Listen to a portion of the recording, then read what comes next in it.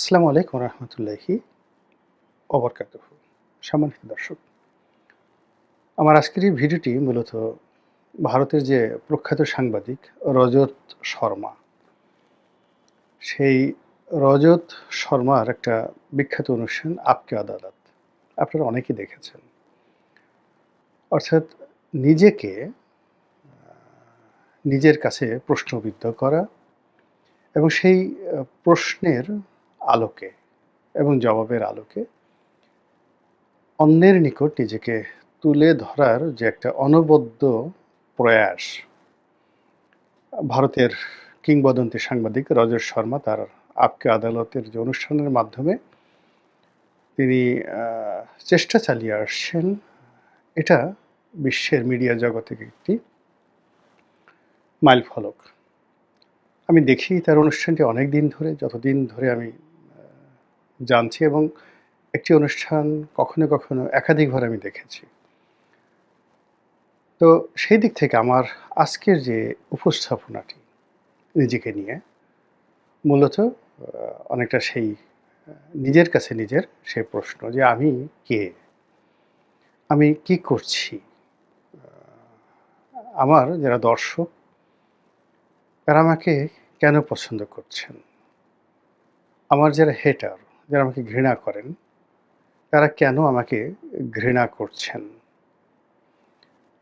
অথবা আগামীতে যারা আমাকে ঘৃণা করবেন বা ভালোবাসবেন, তো সেক্ষেত্রে তারা যদি আমার সম্পর্কে কিছু তথ্য-পাথ্য তাদের জানা থাকে, তাহলে হয়তো তারা তাদের ঘৃণা করার ক্ষেত্রে বা ভালোবাসার ক্ষেত্রে সেটা সিদ্ধান্ত নিতে তারা ভালো করবেন, বা যাকে বলা হয়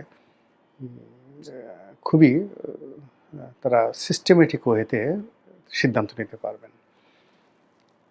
এখন অনেকে প্রশ্ন করতে পারেন যে আপনি, আমাদের তো এখন অশ্লীলতা শব্দে ভীষণভাবে ব্যবহৃত হচ্ছে, এবং আপনি যাই বলবেন তার মধ্যে ২-৪টে গাল, ২-৪টে অঙ্গভঙ্গি, অশ্লীল শব্দ, চোখ বাঁকানো, আঙ্গুল উঁচু করা, হাত উঁচু করা, যা মুখে আসে তাই বলা, এইগুলো না বললে মনে হচ্ছে যে কোনো কন্টেন্ট তৈরি করা যাচ্ছে না। গালাগাল করতে হবে, তারপর শেষে প্রতিপক্ষকে ভীষণভাবে আ আঘাত করতে হবে। মুখে যত অশ্লীল শব্দ আছে, মস্তিষ্কে যত অশ্লীল শব্দ আছে, তো সেই দিক থেকে আমার এই অনুষ্ঠান যারা দেখেন, যারা আমাকে ঘৃণা করেন, তারাও গালি দিয়ে বলতে পারেন যে, "তুমি কে? তুমি কে?" এর সঙ্গে যার যে পছন্দ সেভাবে আ আপনারা সেই গালিটা যুক্ত করে নেন। "তুমি কে? যে তোমার কথা আমাদের শুনতে হবে। তুমি এমন কুতুব যে তোমার সম্পর্কে আমাদের জানতে হবে। তোমাকে কে জিজ্ঞেস করে? তোমার" মানে আরো বাজে কথা, যে "তোমাকে জিজ্ঞেস করার আমার কি দায় ঠেকেছে? তুমি মরে যাও। তুমি বেঁচে থাকো, তাতে আমাদের কিছু আসে যায় না। তুমি বাংলাদেশে একটা বিরক্তির নাম। আ তোমার মতো মানুষ মরে যাওয়া আর তেলাপোকা মরে যাওয়া, আর তোমার মতো মানুষ বেঁচে থাকা আর একটা টিকটিকির বেঁচে থাকা, এর কোনো মানে পার্থক্য আমরা দেখি না, যারা হেটার।" তো এত কিছুর পরেও যে বাস্তবতা হলো যে আমি ২০০৯ সন থেকে লিখছি, এবং দেশের ১ম শ্রেণীর পত্র-পত্রিকাগুলোতে এই লেখাগুলো প্রকাশিত হচ্ছে। যখন প্রতি সপ্তাহে একটা লেখা লিখি, ইন্টারনেট মিলিয়ে সবকিছু মিলিয়ে ১,০০,০০,০০০ লোকের কাছে চলে যায়। তো সেই ১,০০,০০,০০০ লোকের মধ্যে দেশের প্রধানমন্ত্রী সে ২০০৯ থেকে শুরু করে একেবারে রাস্তার কলা বিক্রেতা, এমনকি রিকশাওয়ালাকেও আমি দেখেছি যে আমার লেখা বসে, বসে মনোযোগ সহকারে পড়ছেন। তো কাজেই যারা আমাকে গালাগাল করছেন তাদের কথা যেভাবে আমি স্মরণ করি, এরকম ১,০০,০০,০০০ লোক, যেটা গুগলের রেকর্ড, পত্রিকার পাঠক, এবং পত্রিকার যে ইন্টারনেট পেজ থাকে, সেটা ফেসবুক, গুগল এবং তাদের যে ওয়েব, সেখানে যে তথ্য এবং ডাটা রয়েছে, সেটা সবসময়ই অন অ্যাভারেজে আমার যে লেখাগুলো ১,০০,০০,০০০ লোক পড়ছে প্রতি সপ্তাহে। নয়াদিগন্তে যখন লিখেছি, আপনারা রেকর্ড চেক করে দেখতে পারেন। ২০০৯ থেকে একেবারে ২০২৪ সন পর্যন্ত নয়াদিগন্তে লিখেছি। বাংলাদেশ প্রতিদিনে ২০০৯ থেকে এখন পর্যন্ত লিখছি, মধ্যে কিছুদিন বিরতি ছিল। তো আমার একটা কমিটমেন্ট আছে পাঠকদের নিকট। আমি একটা নির্বাচিত সংসদ সদস্য, একেবারে প্রতিযোগিতামূলক ভোটে পাশ করে আসছি। বাংলাদেশের যে কয়টা আসনে ২০০৮ সনে খুব হাড্ডাহাড্ডি লড়াই হয়েছে, আমার আসন তার মধ্যে অন্যতম এবং সেখানে আমি প্রতিযোগিতামূলক পরিবেশে নির্বাচিত হয়ে তার চেয়ে বেশি প্রতিযোগিতার মধ্যে পড়ে আওয়ামী লীগের রাজনীতি করেছি ২০০৯ থেকে ২০১৪ পর্যন্ত। আবার তার চেয়ে বেশি প্রতিযোগিতা করে ২০১৪ থেকে ১৮ পর্যন্ত এই ঢাকা শহরে আমাকে দাঁড়িয়ে থাকতে হয়েছে। আবার বিএনপিতে যখন যোগদান করলাম ২০১৮ থেকে আজ অবধি আমাকে আওয়ামী লীগের সঙ্গে, বিএনপির সঙ্গে, জামাতের সঙ্গে, অন্যান্য যারা আছে সবার সঙ্গে লড়াই করে টিকে থাকতে হয়েছে। সো এটা আমার কাছে খুব সহজ মনে হয় না। আপনাদের কাছে খুব সহজ মনে হতে পারে, আমার কাছে খুব সহজ মনে হয় না। আর এত প্রতিযোগিতার মধ্যে থেকে আমার স্বাস্থ্যহানি হয়নি, অর্থহানি হয়নি। আলহামদুলিল্লাহ সুনামহানি হয়নি এবং আমার প্রতি মানুষের যে আগ্রহ এটা কমেনি। এর কারণ হলো আমি যে কাজগুলো করতাম সে কাজে উন্নতি হচ্ছে। যেমন আমি ২০০৯ সন থেকে টক শো করছি। এই সময়ের মধ্যে যারা স্টার ছিলেন, আমার সাথে যারা ছিলেন তারা প্রায় সবাই হারিয়ে গেছেন। একজনও নেই ২০০৯ সনে যারা প্রথম টপ 10 যাদের বক্তব্য শোনার জন্য মানুষ পাগল হয়ে যেত। তো ২০০৯-১০ সনে আমি তাদের মধ্যে একজন ছিলাম। এখন গিয়ে দেখেন সেই ১০ জনের মধ্যে আ হাতে গোনা ২-১ জন আছে কিন্তু তাদেরকে এখন কেউ ডাকে না। যারা আছেন, জীবিত আছেন কিন্তু তাদের কেউ ডাকেন না অথবা তারা যান না। আর একমাত্র আমি সে আগে ২০০৯ সনে আমার যে টক শোতে যেভাবে ডাকাডাকি হতো, তো এখনও সেভাবে ডাকছে। যেভাবে আগে পত্রিকায় লিখতাম সেভাবে লিখছে। যেভাবে মানুষ আমার কথা শুনতো এখন শুনছে। তো কোনো জায়গাতে আমার কোনো সমস্যা হয়নি। আমার বন্ধুর সংখ্যা বেড়েছে, শত্রুর সংখ্যাও বেড়েছে। এর কারণ হলো দেশের জনগণের সংখ্যা বেড়েছে। আমাকে নিয়ে মানুষের আগ্রহ কোনো রকমভাবেই কমছে না। সে লোকটা করছে কি? তার কি আছে? কেন সে এত নড়াচড়া করছে? কেউ বলছে যে এই ডক্টর ইউনূসকে সে স্বস্তিতে থাকতে দিচ্ছে না। কেন তাকে গ্রেপ্তার করা হচ্ছে না? ওকে জেলে পড়া হচ্ছে না। অনেকে দেশের বাইরে থেকে বলছে, "ওকে ধরো, ওকে মারো।" কিন্তু কেউ দেশে এসে আমাকে মারছে না। তো তারা খুব আশ্চর্য হয়ে যাচ্ছে যে এই লোকটা কে? এখন তাকে কেন পাগলা গারদে নেওয়া হচ্ছে না? এ তো তার ব্রেইন এলোমেলো হয়ে গেছে। সে সকালে এক কথা বলে, বিকেলে এক কথা বলে। সে কুটনামি করে ইত্যাদি, ইত্যাদি নানা রকম। তো এই সকল বিষয় নিয়ে খুব সংক্ষেপে আলোচনা করব যেন আপনাদের ধৈর্যচ্যুতি না ঘটে। প্রথমত এখানে বাংলাদেশে একটা শব্দ খুব ব্যবহৃত হয় সেটা হল গুজব। আসলে গুজব যে শব্দটা এখানে দুটো ব্যাপার আছে। একটা হলো গল্প বলা। গল্প বলা, গল্প বলেন যারা সেটা রবীন্দ্রনাথ বলেন, বঙ্কিম বলেন। মানে এটা কিন্তু একেবারে শতভাগ মিথ্যা। তাদের যে একটা কল্পনা, যেটা মানুষকে আপনাকে একটা কল্পনার জগতে নিয়ে যাচ্ছেন, এটাকেও আপনি এক ধরনের গুজব বলতে পারেন। আপনি চিন্তা করেন, চুল তার কবেকার অন্ধকার বিদিশার নেশা।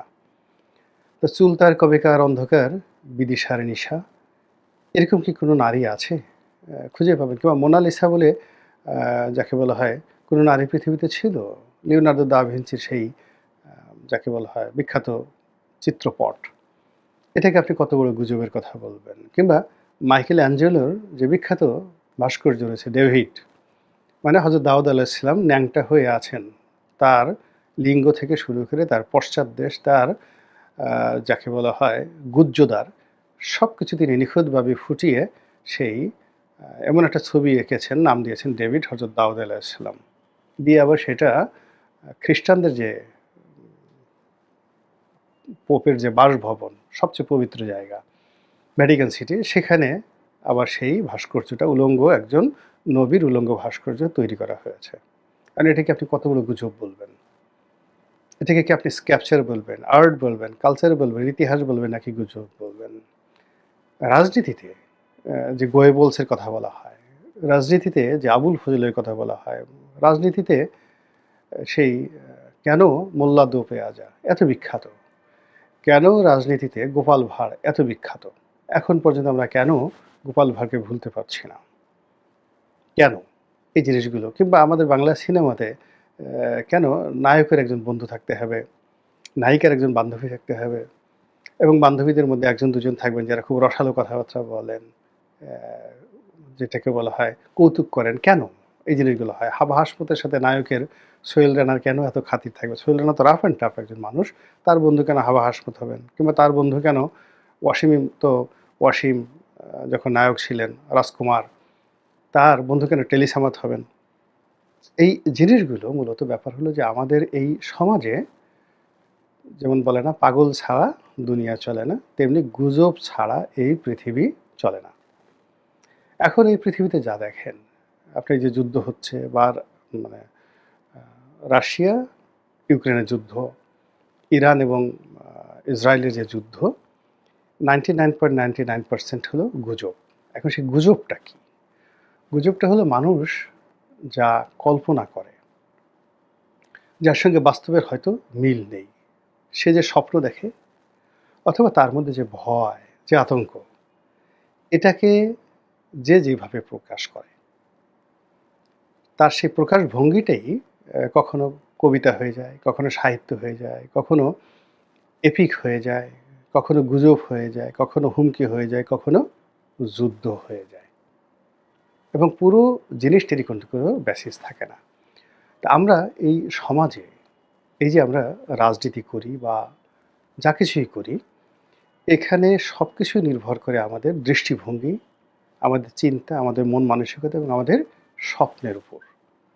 আমরা যারা কনটেন্ট তৈরি করছি, রাজনীতি করছি, বক্তব্য দিচ্ছি, শুধু মানুষকে স্বপ্ন দেখাচ্ছি অথবা মানুষ যে স্বপ্নগুলো দেখে, সেই স্বপ্নকে আ আমরা কি করছি? আরো শক্তিশালী করে দিচ্ছি। কিংবা একটা মানুষ যে ভয় পাচ্ছে, আতঙ্ক পাচ্ছে, দ্বিধাগ্রস্ত, সন্দেহ করছে, কখনো, কখনো তার সেই স্বপ্নের বা সন্দেহের যে জায়গা, এমনভাবে কথা বলছি, সন্দেহটা দূর হচ্ছে, স্বপ্নটা শক্তিশালী হয়ে যাচ্ছে। অথবা কখনো, কখনো যেমনভাবে কথা বলছি, আপনি যে ভয়টা পাচ্ছেন, সেই ভয়টা আমার কথা শোনার পর আপনার আরো বেড়ে গেল। এখন ভয় পেলেন আপনি, কথা বললাম আমি, আর আমার কথা শুনে আপনি নিচে, নিচে আমাকে গালি দিলেন যে, ও আমাকে ভয় দেখালো কেন? ও একটা গুজববাজ। আমি এমনি ভয়ে মরতেছি, কখন শেখ হাসিনা ঢুকে যাবে। সেই ভয়ে আমার জান বের হয়ে যাচ্ছে। কখন সে টুস করে ঢুকে পড়ে, কখন আমার ক্ষমতা চলে যায়।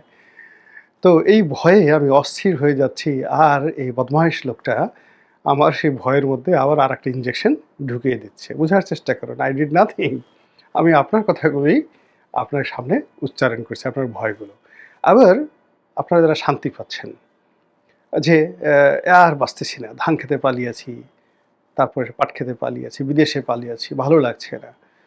তো আপনি একটা স্বপ্ন দেখছেন, কবে আবার না সেই সোনার কাঠি আসবে, রূপোর কাঠি আসবে, আবার সেই হারানো সম্পদ ফিরে পাবেন। তো সেক্ষেত্রে আমি আপনাকে স্বপ্ন দেখাচ্ছি। আর স্বপ্ন দেখার কারণেই আপনি আমাকে ভালোবাসছেন যে, আহা! রনি সাহেবের মতো ভালো মানুষ হয় না। এই বিপদের দিনে, হ্যাঁ? কেউ যখন আ ভালো কথা বলছে না, সবাই যখন ভয় দেখাচ্ছে, তখন সে আমাকে আশার বাণী শোনাচ্ছে। এবং এই যে আপনার কল্পনার জগৎকে আমরা নাড়া দিচ্ছি, সেই নাড়া দেওয়াটাই হলো মূলত আমাদের সফলতা। আমি গালি খাচ্ছি, এটাও আমার সফলতা। আমি প্রশংসা পাচ্ছি, এটাও আমার সফলতা। এবং আমার মতো এই যে অন্যান্য যারা যে সকল লোক আছে, আপনি ধরেন ধ্রুব রাঠি। তো ধ্রুব রাঠি বিখ্যাত ইউটিউবার। সে কি করছে? এই আমি যে কাজ করছি, ও আরো বেশি করছে। ওর মতো করে করছে। কিংবা ধরুন এই যে এখন আইটি নিয়ে যারা কাজ করছে, স্যামসাং এর পরবর্তী আ সংস্করণটা কবে আসবে? কিংবা ধরুন আইফোনের পরবর্তী সংস্করণটা কেমন হবে? এটার একটা সে কল্পনার জগতে একটা ছবি বানিয়ে বলল আর একেকটা ভিডিও ২ কোটি, ৪ কোটি, ৫ কোটি লোক সেই ভিডিওটা দেখল। এখন এটাকে আপনি কি বলবেন? রিউমার, গুজব নাকি কি? এখন আমি আইফোনকে নিয়ে আমার একটা কল্পনা আছে। ফোনটা এরকম হতো, নচটা এরকম থাকতো, এর সিস্টেমটা এরকম আসতো। ওই জায়গাগুলোকেই সে টাচ করছে, নাথিং মোর। তো আপনারা যারা বাংলাদেশের রাজনীতি নিয়ে, অর্থনীতি নিয়ে কেউ স্বপ্ন দেখছেন, কেউ ভয় পাচ্ছেন, কেউ আতঙ্ক অনুভব করছেন, আপনার মতো আমিও আমার জায়গা থেকে যে আমার একান্ত অনুভূতিগুলো ভয়ের, ভালোবাসার, সমর্থনের, বিতৃষ্ণার আপনার বলার মতো প্ল্যাটফর্ম নেই, আমার প্ল্যাটফর্ম আছে। আপনি আমার মতো বলেন না, আমি বলছি। অথবা আমার মতো বলার মতো অবস্থা আপনার নেই, আমার আছে। এই এতটুকু ডিফারেন্স। এখন এটাকে আপনি গুজব বলেন আর যা কিছু বলেন, এটা মোকাবেলা করার জন্য আবার আপনাকে আমার চেয়ে শক্তিশালী একটা মাধ্যম লাগবে। আদারওয়াইজ আপনি এটা মোকাবেলা করতে পারবেন না। এটা সবসময় ছিল, থাকবে এবং আগামী দিনেও থাকবে। ২ নম্বর হলো যে আমি কে? এখানে আমি একটা শব্দ ব্যবহার করেছি যে কুটনামি না করলে আমার আসলে ভালো লাগে না। এখানে কুটনামি বলতে দুটো আছে, চুগলখড়ি। মানে একজনের কথা আরেকজনের কাছে গিয়ে বলে দেওয়া, মানে গন্ডগোল তৈরি করার জন্য, ঝগড়াঝাটি তৈরি করার জন্য, এটা খুবই খারাপ। আরেকটা শ্রেণীর রয়েছেন যারা পেটে কথা রাখতে পারে না। তারা আ মানে তাদের কাছে কোনো কথা শোনা মাত্রই, তারা কোনো কথা শোনা মাত্রই তাদের পেটের মধ্যে গুড়গুড়ানি শুরু হয়, তাদের হালত খারাপ হয়ে যায়। ওই কথা মানুষের কাছে না বলা পর্যন্ত সে অস্থির হয়ে পড়ে। আমি ঠিক সেই ধরনের একটা মানুষ। আমি যখন কোনো একটা কথা শুনি, আমার মনের মধ্যে আসে বা কেউ বলে, ওটা সঙ্গে, সঙ্গে প্রকাশ করে না দেওয়া পর্যন্ত আমি অসুস্থ হয়ে পড়ি। এখন আমার যারা বন্ধু-বান্ধব তারা জানেন যে এর কাছে পেটে কথা থাকে না। কিন্তু তারা তা বলবেই। যেমন ধরুন আ আমার মা। তো মা জানেন যে আমি সব কথা আমার স্ত্রীকে বলে দেই। তো মা বলে যে, "না, তোমাকে তো এ কথা বলা যাবে না। তুমি যা কিছু বলি তুমি তোমার স্ত্রীকে বলে দাও।" তো আমি বললাম, "আচ্ছা ঠিক আছে মা, তাহলে এটা বলার দরকার নেই।" তারপর মা আবার একটু ঘুরে এসে আবার বলল, "আচ্ছা ঠিক আছে, বলি। তুমি এটা বইলো না।" তা আমি বললাম যে, "না, আমি এটা না বলে পারব না। আপনি ইচ্ছা হয় বলেন, নাইলে বলবেন না।" কিন্তু মা তো আমাকে এই কথা বলবেই। সে জানে যে তার পুত্রবধূকে আমি বলে দেব। ঠিক সেম ঘটনা আমার স্ত্রীর ক্ষেত্রেও ঘটে। সে যখন একটা কথা বলে, সে বলে যে, "তোমার পেটে তো কোনো কথা থাকে না। তুমি তো এটা আমার শাশুড়িকে বলে দেবা।" আমি বললাম যে, "তাহলে আমাকে বলার দরকার নাই। আচ্ছা বলব না।" আবার একটু পরে ঘুরে এসে সে বলল যে, "ঠিক আছে বলি।" তা আমি আবার ঠিকই মাকে বলে দেই। আবার ছোটকালে দেখা গেল যে আমার স্ত্রী এবং আমার সন্তান, ৩ টি সন্তান, এদের মধ্যেও এরকম আ মনস্তাত্ত্বিক একটা সমস্যা হয়। তো আমার স্ত্রী বলল যে, "দেখো এই কথা বড় ছেলেকে বলো না বা মেয়েকে বলো না, ওকে বলো না।" আমি বললাম যে, "না রে, আমি পারব না। তুমি দরকার হলে বলো না। তোমার কথা তুমি গোপন রাখো।" কিন্তু সে তো আমাকে না বলে থাকতে পারে না। তো সে বলল, আমি আবার সেটা ছেলে-মেয়েকে বলে দিলাম। এটা নিয়ে মা-ছেলেদের মধ্যে একটা ভীষণ রকম একটা যুদ্ধ শুরু হয়ে গেল। আর আমি বসে, বসে সেই মুচকি হাসছি দূরে। একই অবস্থা আমার মেয়ে বা ছেলে, ওরা খুব ছোট। ওদের বয়স ৪ বছর, ৫ বছর। তখন কিন্তু তারা বুঝে গেছে। তারা এখন তার মার বিরুদ্ধে একটা নালিশ দিবে। তো সে জানে যে এটা আমি বলে দেব। কিন্তু মেয়ে বলল যে, "বাবা এটা তুমি বলো না আম্মুকে।" আমি বললাম যে, "না মা, আমি পারব না। আমাকে এই বললে তোমার আমাকে বলতেই হবে।" আচ্ছা ঠিক আছে বলি। আচ্ছা ঠিক আছে বলি। তো আবার ঘুরে ফিরে এসে সে তার গোপন কথাটা, তার মার বিরুদ্ধে তার যে অভিযোগ সেই কথাটা সে আমাকে বলে গেল। তো এভাবে আমার বন্ধুদের মধ্যে, আমার সমাজে আমার যারা আপনজন তারা সবাই জানে যে আমার পেটে কোনো কথা থাকে না, এবং এই কথা না থাকার কারণে কি হচ্ছে, আমি কিন্তু কথা বলতে পারছি। আর আ আমার যদি অসৎ উদ্দেশ্য থাকতো একজন আরেকজনের সাথে লাগিয়ে দেওয়ার, ঝগড়াঝাটি করানোর, যেটাকে চুগলখড়ি বলা হয়, তাহলে আমি কিন্তু আজকে এতদিন পর্যন্ত এই সমাজে আমার বিচরণ ধরুন পেশাগত জীবনে প্রায় ৪০ বছর। আমি তো ৪০ বছর টিকতে পারতাম না। এই ৪০ বছরে যদি 1% ও ধরেন, আমার যেদিন থেকে কর্মজীবন শুরু, তার থেকে আজ পর্যন্ত বছর শেষে 1% হলেও আমার উন্নয়ন হয়েছে। আমার জীবনের একটা মাস, একটা বছর যায়নি যেটা গত বছরের চেয়ে পরের বছর খারাপ গেছে। আমার জীবনে এখন পর্যন্ত একটা দিন যায়নি যেটা গতকালের চাইতে আজকের দিনটা খারাপ গেছে, এরকম ঘটনা ঘটেনি। গতকালের চেয়ে সবসময় পরবর্তী দিনটা আলহামদুলিল্লাহ ভালো গেছে। তো কাজেই যারা গালাগালি করতে চান, তারা করতে পারেন। যারা অনুসরণ করতে চান, শুনতে পারেন। এই আমার সম্পর্কে জাস্ট এই কথাগুলো কেন বললাম তাও আপনারা জানেন যে এখন সরকারের অনেক কর্তা ব্যক্তি আমি সমালোচনা করছি। তারা যার-পরনায় বিরক্ত। আবার এই লোকগুলোই একটা সময় আমাকে খুব ভালোবাসতেন যখন আমি শেখ হাসিনাকে গালাগাল করতাম। শেখ হাসিনার যারা লোকজন ছিলেন তখন আমার প্রতি খুবই বিরক্ত ছিলেন। এখন আবার দেখা যাচ্ছে যে আমি অনেক কিছু কথাবার্তা বলছি। তারা তাদের সে আতঙ্কের মধ্যে, ভয়ের মধ্যে খুবই স্বস্তি পাচ্ছেন, তারা খুব খুশি। তো আ এই যে আমার কিন্তু কোনো পরিবর্তন হয়নি। আমি আমার মতোই আছি। কিন্তু আমার যারা দর্শক এবং শ্রোতা তাদের অবস্থার পরিবর্তন হয়েছে। কেউ ক্ষমতাধর হয়েছেন, কেউ ক্ষমতা হারিয়েছেন, কেউ আ জেলে গেছেন, কেউ জেলে পাঠাচ্ছেন। আর আমি আমার ক্ষুদ্র জায়গাতে কটা ডাল, আলু ভর্তা দিয়ে ভাত খেয়ে সেই রামপ্রসাদ গানের মতো চাই না মাগো রাজা হতে, আমি আমার মতো